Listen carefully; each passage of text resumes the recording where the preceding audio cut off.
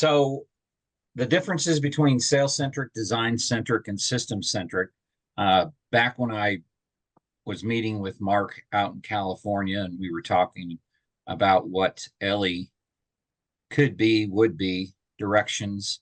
One of the things that Mark was intent on, and I was in agreement with, is ongoing education.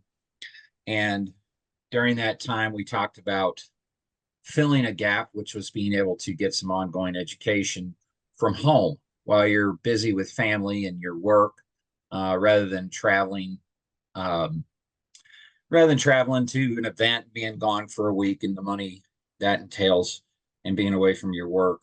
What could there be some type of ongoing education via Zoom meeting? So one of the things that I worked on was just my process, or that I wanted to teach was my process with my prospect, to the point that they're a client, sign up for a project, do the installation, and do the reveal. And I don't remember, Mark, jump in if you remember, but I don't remember in California when we were talking, or any time in the recent months after that, that I came up with these three terms. I think I do know it happened because I went back and looked at my notes, that when I was building my class, DCCR, Design-Centric Client Relationship class, the reason for coming up with that name was, as I was trying to put together how it was I dealt with my client, I realized in our own business and in other lighting businesses that I've been involved with, relationship-wise, that I found that there were typically, in a lighting landscape, low voltage landscape lighting business, I've seen businesses out there that were their focus, they were sales-centric, some that are system-centric, and some that are design-centric. And I as I talked about in my class, there's a couple out there, as the company I work for, NiteLiters, is trying to do. We're trying to move all three of those to, if you think of a pyramid, what I noticed with a lot of companies is one of these three is at the top, and the other two are somewhere below it. The best companies, and what NiteLiters is trying to strive for, is having all three at the top of the pyramid simultaneously. And I just got a dose of this again just the last couple of days, which is part of what we're going to talk about. There are so many companies out there that are sales-centric. I mean, if you go on social media, that's all they're talking about, is different systems you can put in place to close the sale to make money. And there's very little talk about design. So what we're going to talk today a little bit about is the differences. They're pretty, right off the top, sales-centric is pretty self-explanatory. It's just about sales. Y'all can hang with me just a second here. I want to get my study guide out. I can't remember, Mark, if I actually wrote this in here, and I'll go ahead and read it. One moment, please. Yeah, I think while you're searching, sales, go ahead. So define sales-centric. A sales-centric organization is focused on two objectives. One, meeting sales numbers, and two, increasing market share. These two objectives take priority over any other consideration and provide permission to do whatever it takes to achieve them. That's a lot of what I feel when I read social media, different social media posts in low voltage lighting. System-centric. A system-centric organization is focused on quality measures, data sets, policies, procedures, etc. These objectives are put into place to implement, monitor, and increase business effectiveness, congruency, and growth. Then lastly, design-centric. A design-centric organization is focused on a collaborative relationship of design and the designer, human needs, and the customer. It's not about the design process, which is what the designer must do to achieve an end result. Rather, it's establishing this collaboration to solve problems, to find the best possible solution. So I'm going to read that last part again, because towards the end of this, we're going to go through some examples of a design-centric relationship that I think you all should strive to have with your potential clients. It's not about the design process. That's not what design-centric is. It's not about the specific design process. That's what a designer must do to achieve the end result. Rather, it's establishing this collaboration to solve problems, to find the best possible solution. And I'm going to add on to this for your potential client. Then I've got something in quotes here I want to read to everyone who listens to this. Everything we use is designed more meticulously than we think. From the teacups we drink from, to the smartphones we communicate on, to the software that lets us bank online, to our entertainment experiences and more. Design thinking, applying design tools and processes to business problems, has become a preferred business methodology. For many companies, design is becoming how they lead, innovate, get ahead, and most importantly, stay ahead. So I just want to make sure everyone understands that the design-centric process is in our situation with low voltage lighting, I'm not referring to the actual designing lighting design. It's just having a design-centric mindset with your prospect. So Mark, can you go ahead and roll to the next slide? Yeah. Okay, so I'm going to show you a picture of two homes that I was at just this past Monday and Tuesday. Mark, go to the next one. So this is my world in the region, part of the country that I work in. When we started in 98, there was no one doing low voltage lighting. And so we thought, you know, the world was going to be our oyster, and it was back very hard because no one had very few jobs. I mean, maybe 5 or 6 that I can even think of maybe had low voltage lighting in the town that I live in. But across the region, there just wasn't many jobs. And because no one knew of it, it was hard for them to understand. And something I think back to is like, I don't know if any of you remember this, but it's like we had those big 300-pound TVs, and then all of a sudden a plasma TV came out. When I first saw it in the store, my mind was blown away. It was cool, but then I saw the price of $8,000, and I was like, holy criminy, that's a lot of money. No way I'm affording that. And I felt that with the low voltage lighting a little bit. It's just, it was so new to people that it took some time. And actually, I think what helped us is competition. The more people that do lighting, the more people are going to want lighting. So then I am competing on a design-centric basis with potential competition. So this job that you're looking at, I met with them Monday. I'd actually met with them the week before. And I can always, well, I can't always tell, but I can kind of get an inkling when I believe somebody is getting bids or having other lighting people look at their job. Because when I sit down, I typically ask them why I'm here, even though they may have told me. I ask them again. And sometimes the person is particularly fluent with why I'm there, as they were. They said, well, we think we want some uplighting for the front of our house and on the columns. And I don't know if y'all can see it, but to the left in front of that Suburban, there's a little Japanese maple, and to the right of that red car, you can't see it in the background, there's a big birch tree. And she even said, we want some light in the birch tree and light in the Japanese maple. Then we want light up in the trees going up the driveway, which you can't see in this picture. And it was just a lot of information, almost like they'd met with somebody and somebody had told them what they were wanting to do.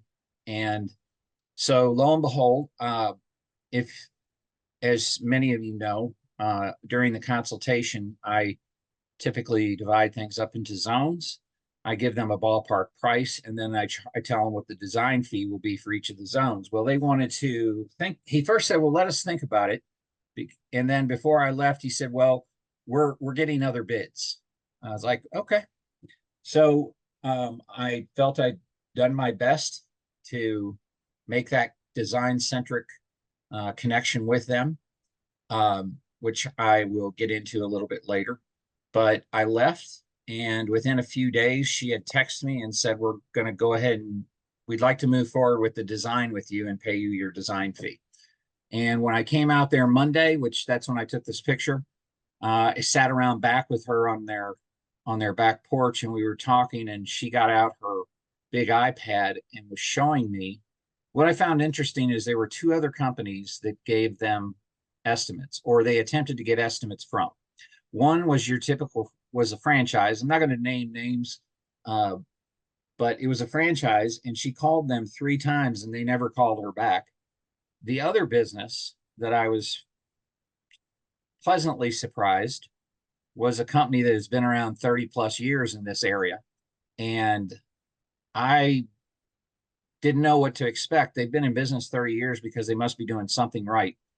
But she told me the guy came out, walked around, told her where he wanted to put lights, and all he did was email her the different zones. Basically, he had sent her a proposal, but it was each email had like the fountain area, the trees going up the driveway, and he'd broken it up like we did, like NiteLiters does, into zones. But he had sent her a separate email. He didn't even bother to go back out and meet with her, but he didn't charge her a design fee either. So this ended up being a rather large job. If they accept all zones, probably around $60,000. But a very nice property, I think it's 5 acres, a pond in the front. They have a pond in the back. So this is when I approach these people from a design-centric perspective, I'm just very curious. I'm asking, why am I there? But on a larger job like this, it's very easy for me to be design-centric because it's a beautiful property. Now, Mark, go back to the other one. So the very next day, Tuesday at 4 p.m., this past Tuesday, I had a consultation with the homeowner of this house. And I will tell you all that I almost broke one of my own rules. I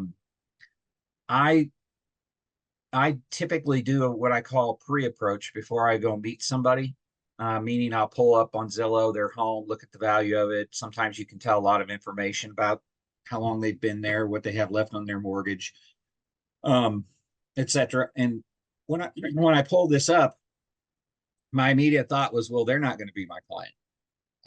I mean, you can see the solar lights in the underneath that Japanese maple in the front. And I happened to know when he called and left information with our office person, he had said that they've been using solar lights and wanted to step it up. Well, I've heard that before. And step it up means instead of spending $50 on the front, they're ready to go all out and spend 300 or 400. So my boss even called me a couple hours before I was to go on this appointment. He said, Chris, did you look up where you're going? I said, yeah. He goes, you think you should maybe call them so you don't waste your time? And I almost did. I almost called them to qualify him. But I said, no, I'm not going to do it. So I removed that from my mind. I pulled up and I didn't know what to expect. I didn't know what they wanted. He came out. I did my same thing where he came out to me. He was ready to walk around, and I said, do you mind if we go inside and talk for a bit?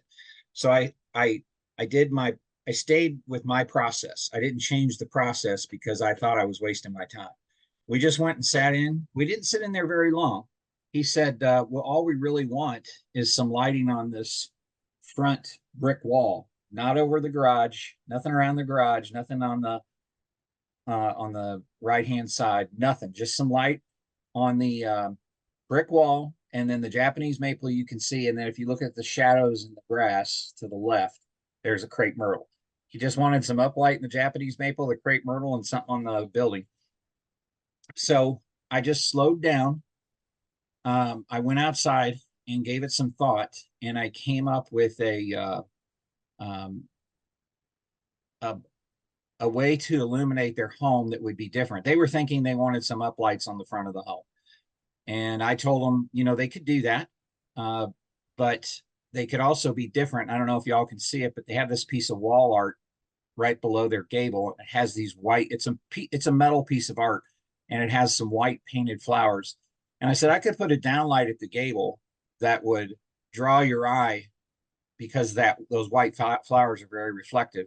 So nutshell, they paid me a smaller design fee than I typically accept, but I had the drawing done in about 3 minutes. It didn't take very much to draw. And I had the design done within 5. I was done in 10 minutes and gone. So I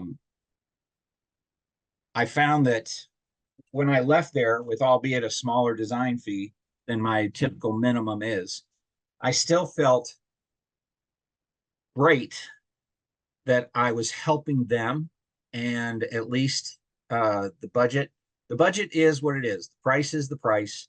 If it was a fit, it was a fit. If not, it's not. So I didn't know, but I'm only putting 3 lights on this home, or 1 on the home and 1 under each tree, under each shrub. So it's not a very extensive project, but it's going to be different for them. It's not just regular uplights, at least on the architecture, because we're doing a downlight. So that is not sales-centric. I do have to make sales. So as I told you at the very beginning, to me, the best companies are trying to move all 3 to the top. I'm aware that I need to make sales in order to put food on my family's table. The company needs to make sales to stay in business. I have systems in place. Once I meet with the client and I move forward, we have very specific systems we have to run through in order to get the drawing ready, the proposal ready, then go meet with them. Once we meet with them, there's systems in place for ordering, there's systems in place for lining, for starting the job, there's systems in place for ending the job, and then there's more systems in place for ongoing service. So our company is full of different types of systems. But Design-Centric, when I met with them and got to meet with his wife, because the first time I walked in there, she was around in another room with her daughter and didn't come out to meet with me. The second time I came in there to talk about money, she was in there and I was talking to her. And what I found out at the very end is that he is a newer husband. It's her house and it's her money. So it was just kind of interesting to go through that. But because my mind was not focused on just sales, what I could do to get them to sign up, I was design-centric in my thought process of what I could do to connect with them. That piece of art she's had up there, it's a special piece of art to her. So the fact that I was referring to it and thinking about it being somewhat the star of that scene as people drive by, that's how I was connecting to her on a human basis, if that makes sense. So what I wanted to talk about it from a design-centric perspective is something that I always do that gets my mind in a design-centric space right off the bat, right when I knock on the door. Of course, I want to go inside and sit down, and typically we're going to go sit in the kitchen. We're going to sit at the dining room table the breakfast table that's off the kitchen. So what I do to focus in on a design-centric mindset is I want to put myself where they are in their life. And I just did this again at a consultation I was at last night. After I sit there and ask, why am I here? And we talk about that, inevitably, most of the time, they are calling about lighting the front of their home. And I explained to them, I said, well, we'll call that zone A. I said, now, if there's any other zones that you are considering, now's the time for you to dream, because I'm going to go outside, come up with a ballpark and a design fee for all of those at no cost to you. So inevitably, we start talking about other zones, which usually is the back of the home. So once they start talking about, yeah, well, like last night, they said, well, we have this deck here, then we have a pool down here that you can't see because it's lower. They had a walkout basement. Then they had a flower bed outside their fence that went down the side of a hill. There's a lake behind them. They have a dock there. So they were talking about those things. I couldn't see those things, but what I could see was we were sitting in their sunroom, and they had all these just floor to ceiling windows with horizontal shutters, but they were all open. And then I could look behind me and see their kitchen. And off one of the kitchen windows was a view of the pool. I couldn't see it. And then behind me and to my right was their TV room. And it was like one big area. And off the TV room, there was a big bay window that looked down at the pond. So I sat there and I said to them, and this is something that you can say regardless if you know or not.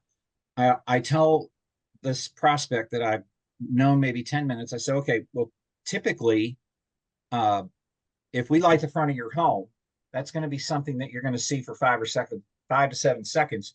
You pull in your garage and that view is gone for most. And most of the windows that face the front of the home, not every home, but most homes, the windows that face the front of the home aren't rooms that you're in after dark. And at least here in Kentucky, in our region, your windows that typically face the front of the home are going to be your garage windows off the sidecar garage, going to be the dining room that gets used once or twice a year. It's going to be the a spare bedroom that never, that rarely gets used. It's going to be a formal sitting room or a piano room, or it might be a guest bedroom. And that's how it is for most, not all. And typically, just like what happened to me last night, I speak those words and I watch their heads start nodding. And I'll even, most of the time when I'm sitting in the kitchen in the bathroom, I don't know where their master bedroom is. But so I'll say, so, I say in most master bedrooms, the windows face the back, or they have a bathroom that faces the back. And that's, again, is when their heads are typically nodding, not all the time. But if I'm wrong, then they jump up, they're right there to correct me, to say, oh, well, it just so happens, our master bedroom, our window faces the front. But all that information is good information, because what I'm trying to do to connect with them from a design perspective, a design-centric perspective, and as a human, is I want to connect with them where they live. Where they live is actually in that home. So I can't do anything about how they live in the daytime, but I can have an effect from a design-centric perspective on how they live after dark, meaning what they see or what they're not seeing. So if you understand that most of the windows that people don't spend time in after dark face the front, that even takes less, that to me, that removes another level of importance of lighting the front. Now, the other thing about a lot of homes in our part of the country, there's nothing in the front. If they did use the windows, if they could look through the windows after dark, most of them don't have anything to look at except the street, maybe a little ornamental tree, but they're just looking at a neighbor's house across the street. So the windows that face the back, are usually they're looking at their deck, their hot tub, their pool, a pond, all the trees, all the landscaping, the fire pit area, all the stuff that you put in your backyard. So what I tell them is, what I want to try to do, and in my mind, this is my design-centric approach, is I want to affect how they live after dark, what they see, what they don't see. And this is a term that I'm sure you all have heard in our industry a lot, and that is to turn those black mirrors that are your windows after dark, turn those into picture windows. So that's, Mark, you can go to the next slide. That's what I wanted to talk about for the rest of this class. So this is my house. So I wanted to share something interesting about this one. When we bought this house in 2015, it sits at the end of a cul-de-sac. It's deeper than it is wide, and it was built in 2003. It was a parade home, so it was landscaped pretty thoroughly. So now, 20 years later plus, all that landscape has grown pretty big, and my wife and I added some stuff. But basically, when I did a lighting design for this house, I think it's what they call a story and a half, like the second story. We have a second story, but it's not 8-foot ceilings all the way across. So we just have a window at one end of the second story, some skylights, and then a window at the back end. I know this isn't a shotgun home, but I grew up in St. Louis, and that's what I always think of when a home is deeper than it is wide. So there isn't a lot to out our front door. We look across into a cul-de-sac with neighbors. Out the back, we have a little lake behind us, but because all the landscape that was put in was decent, and like I said, my wife and I added some right off the bat, I wanted to light the home from the inside out. So right here, I lit this light at the front door. While it does provide downlight, so if somebody walks up to the door, their face is lit, I wanted that leaded glass pattern thrown on the floor. So Mark, go to the next one. This is the kitchen. So there's a pear tree that was planted when the home was built right outside. So I wanted to see that pear tree. from inside. Now it's the kitchen. So one thing to think about when you're lighting from the inside out or the outside in, I'm not sure which is the better way to express that, but you have to remember, you know, when people are using their kitchen typically after dark, they have lights on. And if they have lights on, their pupil's going to be somewhat constricted. And if you light that pear tree up, if I'd have lit that pear tree up such that it looked good, if you go out there and sit for 10 minutes, you know, on the patio, it would probably not be bright enough to really be noticed through the window. So I actually have 3 uplights underneath that, and they're not overly bright, but they're brighter than they would be had it been like off your back patio. Mark, you can go to the next one. So right above our sink is the skylight above there at the top of the picture. And that pear tree had gotten big enough that I noticed by day that I could see the tree. Well, if I can see the tree by day up there, I want to see that same tree at night. So I'm not going to get too much into the details other than to tell you there's a gutter that runs along outside there. And the light at the base of the tree, by the time the light gets up, well, first of all, it's a pear tree. And I don't know if you all know, pear trees are pretty thickly, densely leafed. So they block light. And I had to put a light up in the gutter to hit the top part of the tree so I could see it through the sky window, because just having lights from the ground wouldn't have had the pop or the reflective light that I needed up there to see it. So we've gone for our front door. Now we're swinging through the kitchen. You can go to the next one, Mark. You know, a real quick comment. What I also like about it, I mean, look at the amount of light on the inside of the house there, and you've got up here towards the ceiling, and you're still able to see all that through, Yep. which is impressive. So Yeah, anyway. because the light, there's where that ivy is, that fake ivy, you Yeah, know, we've got those little puck lights and they're on, yeah, you know, that shine up. Yep. right. Very nice. Oops, there you go.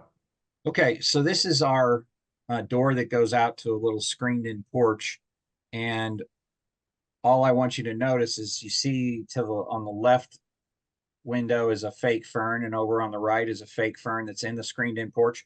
And I have a downlight there, so those are actually I put the downlight there, and my wife bought the pots and the ferns so they could be lit. And then if you look through the screened-in porch, you'll see the some crepe myrtles out there.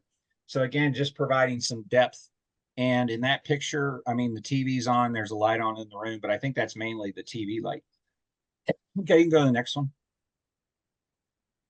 This is my wife's office.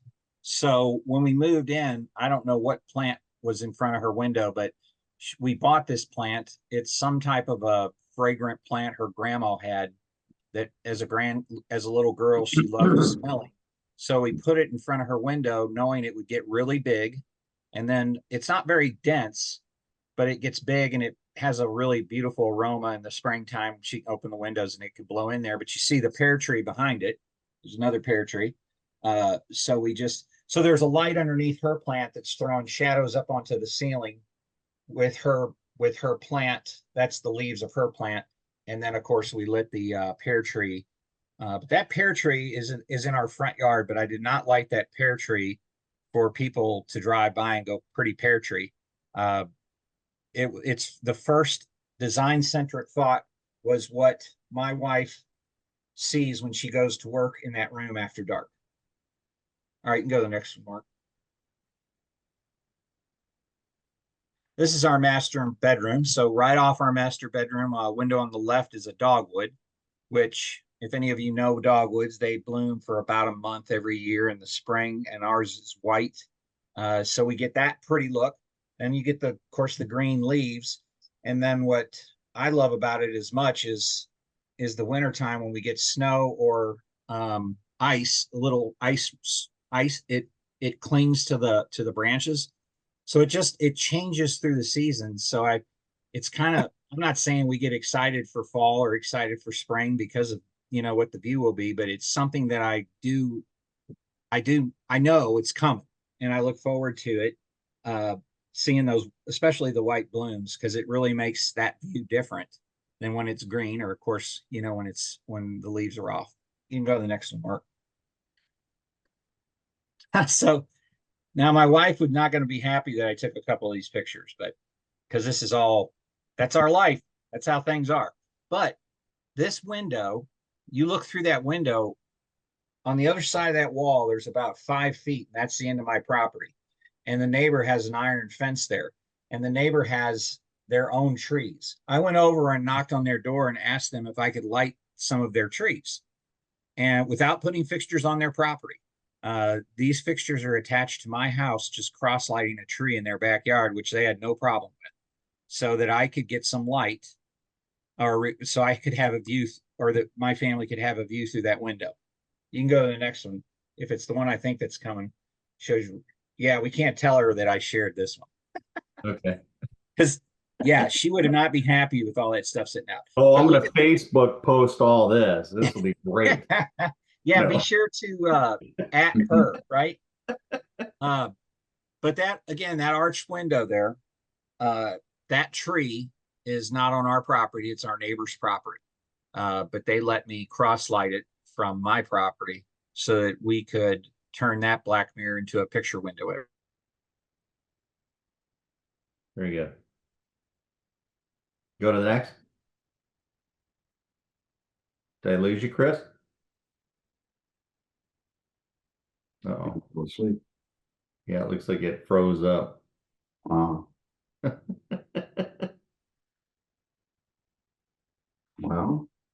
Let's see if he'll pop back in here.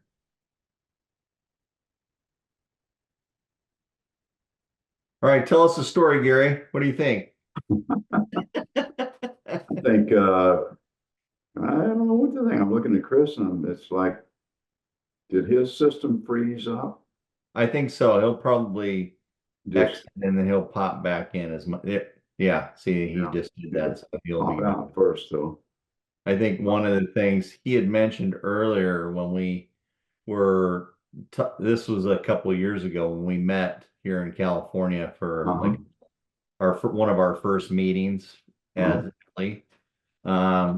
We were talking, about the differences and how can we be different as a group, and what should this focus be? And then that's kind of how we started pushing down this whole path, because me, I've been very excited and involved with design and how it affects people emotionally and things like that. Sure. So that's where that whole design-centric side of came to light. Mark.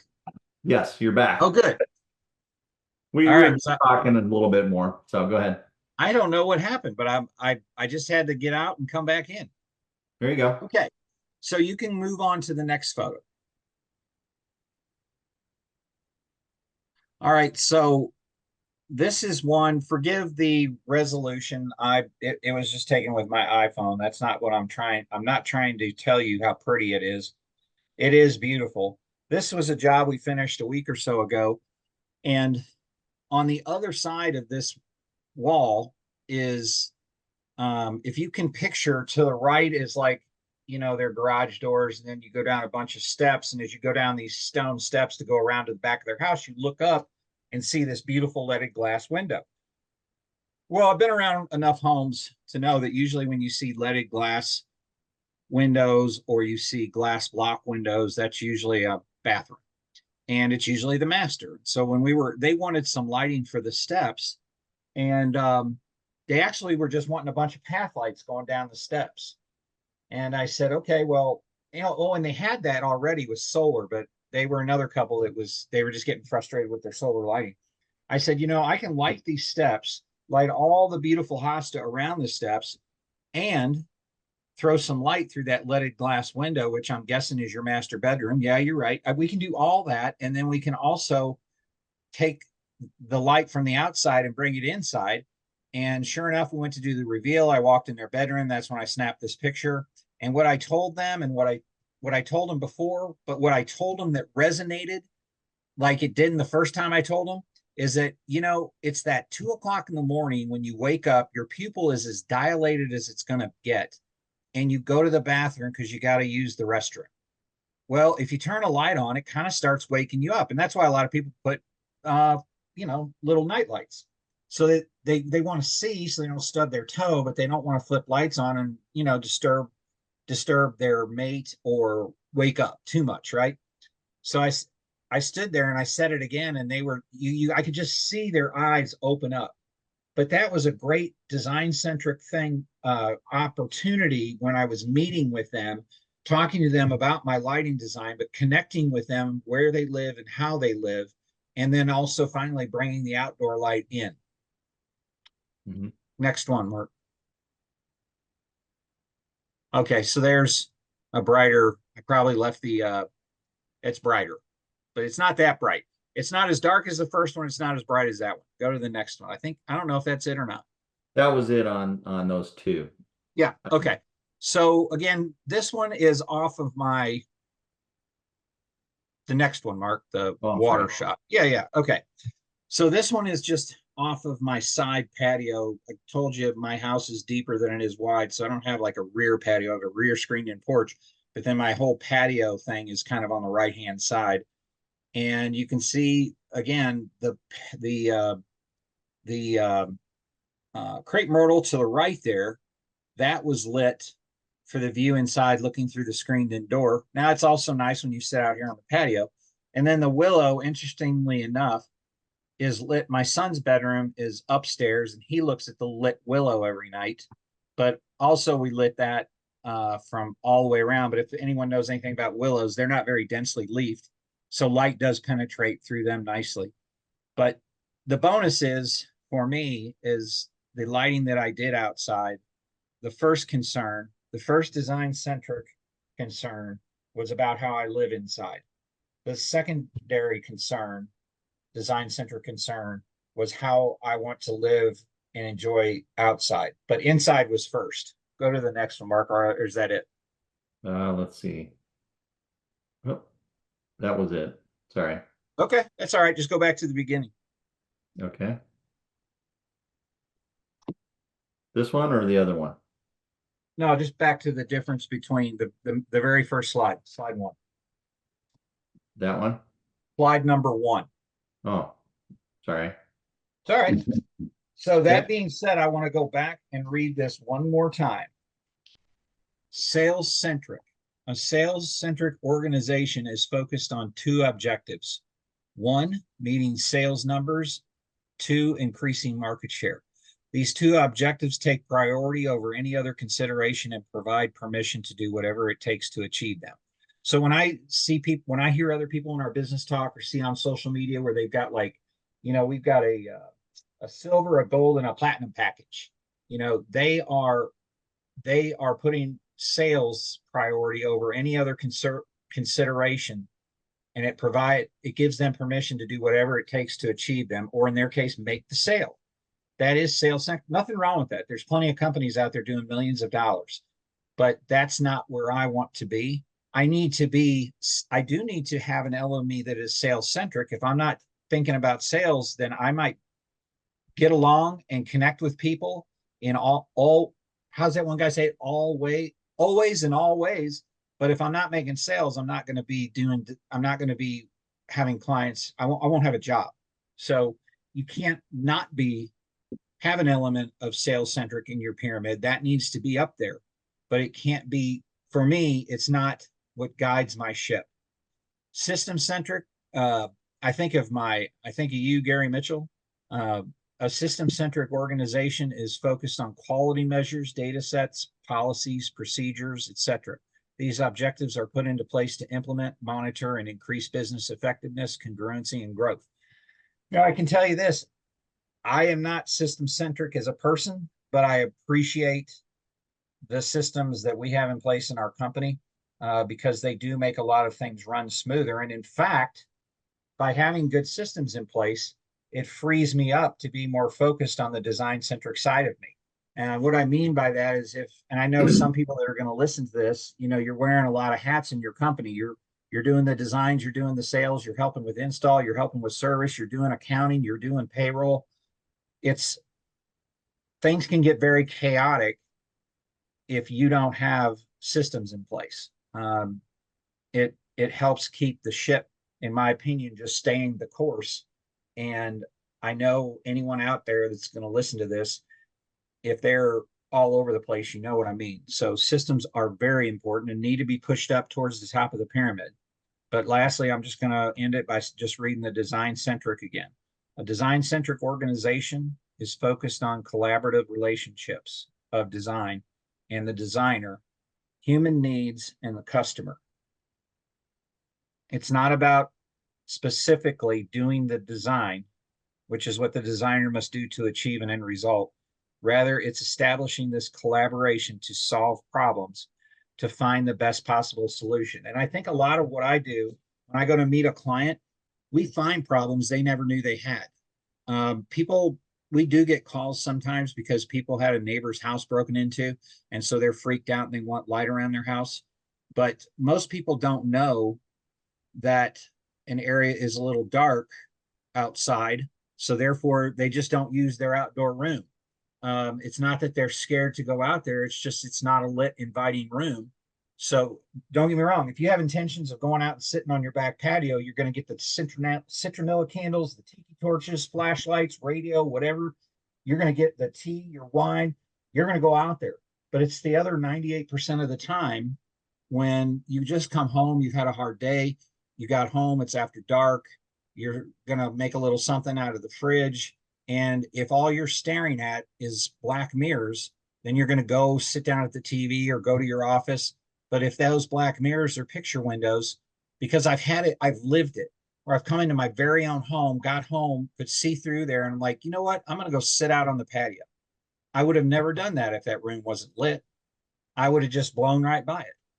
So it's that design-centric client relationship. It's that design-centric humanistic way you need to, when you meet your prospect, you need to try to approach it from how they live, what's central to them in their life in that home after dark.